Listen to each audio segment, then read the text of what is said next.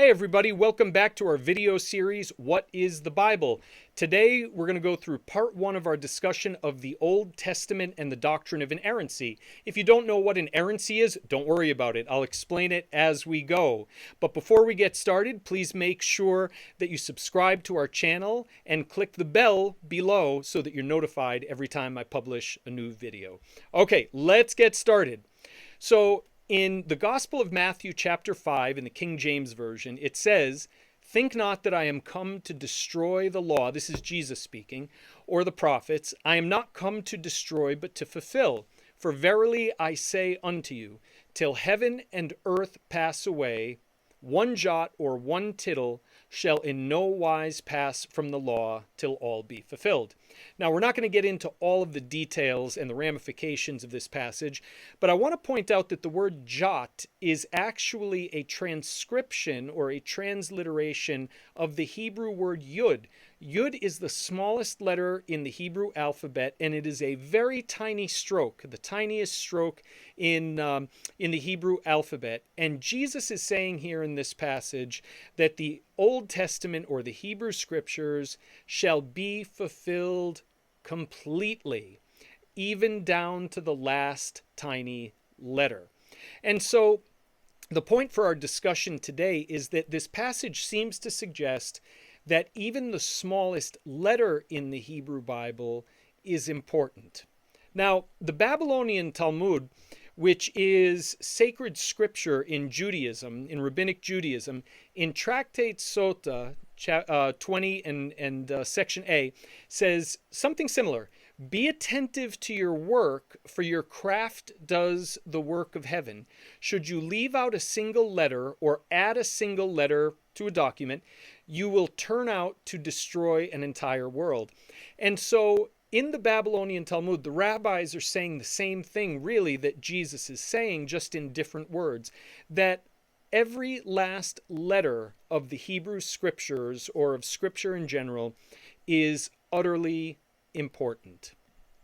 Now, in the Leningrad Codex, which is a manuscript, it's actually the oldest complete manuscript of the Hebrew Bible or of the Old Testament, and it dates to about 1004 AD or CE. We would say that it's a document from the early 11th century. So 1004 AD or CE. This is the oldest complete copy of the Hebrew Scriptures. And so I've copied a page here from you. I've put a page up just so you can see what a page of the quote-unquote original Hebrew actually looks like. Now, the reason I did this is because I want to look at a couple of words in the original Hebrew, to look at their spelling.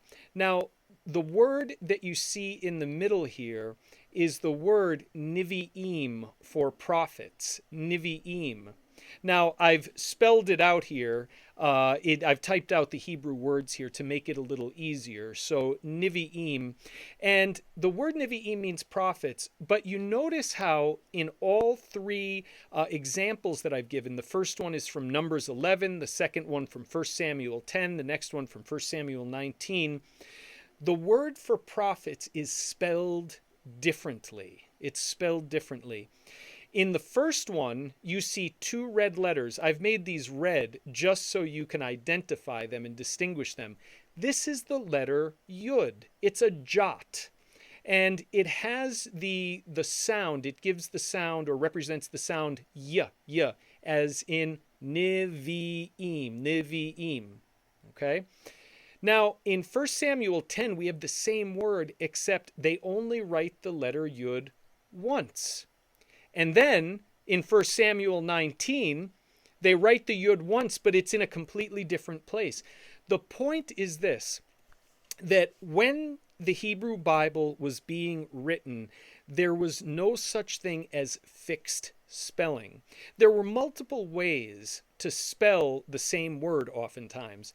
A great example of this, the first town I ever lived in was Foxborough, Massachusetts, and a lot of people are accustomed to spelling that Foxboro. Well, that's the short spelling, But if you go to the Common in Foxborough, Massachusetts, you'll see that Foxborough is written out Foxborough. That is the longer, older spelling. So while English has pretty much standardized the spelling of almost all words today, it used to be the case, even in English, as well as in any other language, that spelling was not standardized.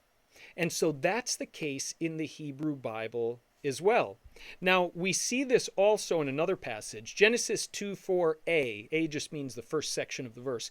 Genesis 2:4a says this: "These are the generations of the heavens and the earth when they were created." Now, the word generations in Hebrew, this shows up here in Genesis 5:1 as well. This is the book of the generations of Adam. This is the word toledot, toledot. And you can see here in Hebrew, it says ele toledot, ele toledot. These are the generations. Now the word toledot, like nevi'im, the spelling of this word was not fixed. And so in Genesis 2:4, it has the letter vav written twice. Vav makes a W sound, toledot. And you can see the vav there in red. Now, when this word toledot appears in Genesis 5:1, they only write the vav once, but it's still pronounced the same way. Genesis 36:1, toledot has vav written once, but in a different place. And then in Genesis 25:12, it's left out altogether. All right, so what is the point of this? Why am I bringing this up? Well, in the evangelical Christian church, there is a doctrine known as the doctrine of inerrancy, and people take different views on this.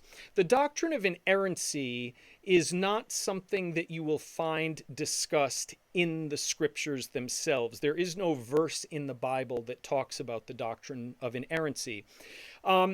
Inerrancy, in short, and we'll unpack this in our next video, but inerrancy means that the Bible is without error.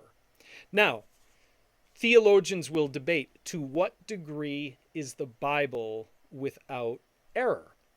And we're not going to get into all of that today. That's going to take us a few videos for us to be able to discuss that in full. The point that I want to make today is simply this, though, that in the manuscripts of the Hebrew Bible, what we call the Old Testament today, I prefer to use the term the Hebrew Bible. In the manuscripts of the Hebrew Bible, most of the words that appear regularly have more than one spelling. This is actually very common. And the spelling of a word in any particular instance can vary from manuscript to manuscript. So sometimes you'll find a word spelled one way in the Leningrad Codex, the manuscript that you're looking at right now, but it'll be spelled differently in the Dead Sea Scrolls. And there is nothing right or wrong about that. Now, why is it important to understand this? Well, there's a couple of reasons that we'll discuss for now.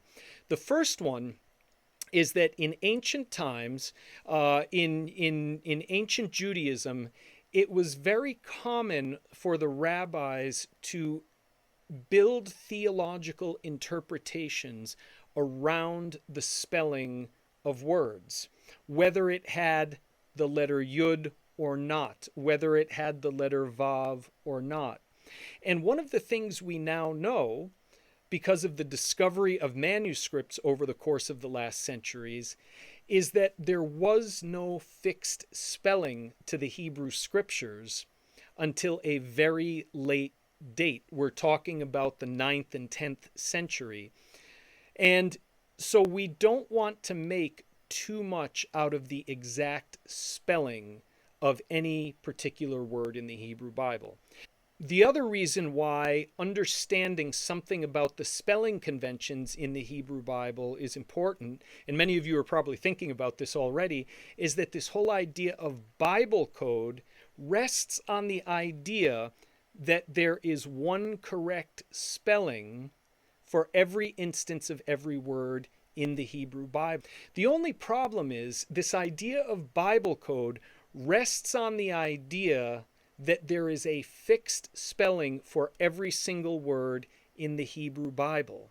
And that simply is not the case. When we look at the Leningrad Codex and other manuscripts like it, when we look at the Dead Sea Scrolls, what we find out is that Jewish scribes did not have a fixed way for spelling many words in the Hebrew Bible. And therefore, the spelling of biblical words will vary from manuscript to manuscript oftentimes, which pulls the rug out from under this idea of Bible code.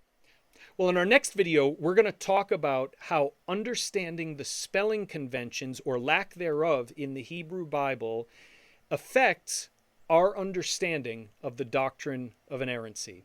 And I look forward to discussing that with you next time. If you're interested in learning more about this, please check out my book, Jesus' Bible, A Concise History of the Hebrew Scriptures, on Amazon. Well, if you've enjoyed this video, please subscribe to this channel and be sure to hit the bell so that you're notified when new videos like this are published. I look forward to seeing you next time. Take care, everybody.